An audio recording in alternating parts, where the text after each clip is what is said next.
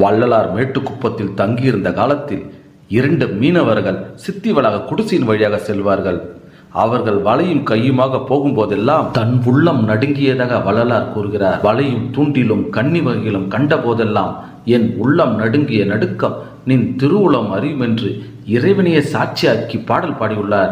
மீனவர்களை அழைத்து வேறு பல நல்ல தொழில்கள் இருக்க இக்கொலை தொழில் எதற்கு என கேட்க அவர்கள் அதனை காதில் வாங்கவில்லை. நீங்கள் வீசுவது சிறுவலையா பெருவலையா என மீனவர்களை பார்த்து வள்ளலார் கேட்க மீனவர்கள் சிறுவலை என்று பதில் கூறினார்கள். சிறுவலை வீசினால் சிறு பொருளையே பெறலாம், பெருவலை வீசினால் பெரும் பொருள் பெற்று பேரின்ப வாழ்வு வாழலாம் என வள்ளலார் கூற மீனவர்கள் பெருவலையை தங்களுக்கு தந்து உதவுமாறு வேண்டினார்கள். வள்ளலார் பெருவலை என்பது அன்பு வலையை வீசினால் அதற்குள் ஆண்டவன் அகப்படுவான் என்று கூறினார். வள்ளலார் எவ்வளவு சொல்லியும் கேட்காத மீனவர்கள் சென்று மீன் பிடிக்க வலையை வீசினார்கள். மீன்கள் அகப்படவில்லை, வலைகளும் அறுபட்டது.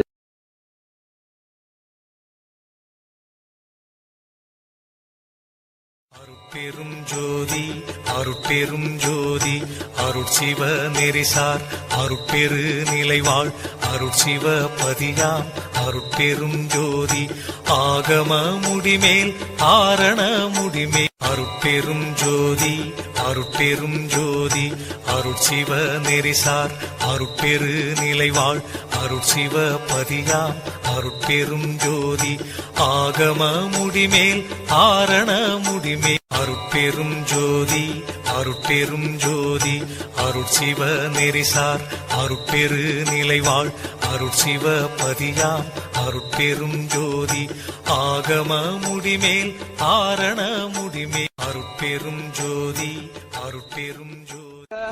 வள்ளல் மலரடி வாழ்க வாழ்க, வள்ளல் மலரடி வாழ்க வாழ்க, பெருஞ்சோதி அருட்பெருஞ்சோதி அருட்பெருங்கருணை அருட்பெருஞ்சோதி விந்தையான லிங்கமாம் பந்தமற்ற ஏழையர்க்கு சொந்தமான அன்பனா அந்தமாதி ஏதுமற்ற விந்தையான லிங்கமாம் ஆடுகின்ற பொம்மையாக ஆட்டுவி பந்தமற்ற ஏழையர்க்கு சொந்தமான அன்பனா அந்தமாதி ஏதுமற்ற விந்தையான லிங்கமாம் ஆடுகின்ற பொம்மையாக ஆட்டுவி பந்தமற்ற ஏழையர்க்கு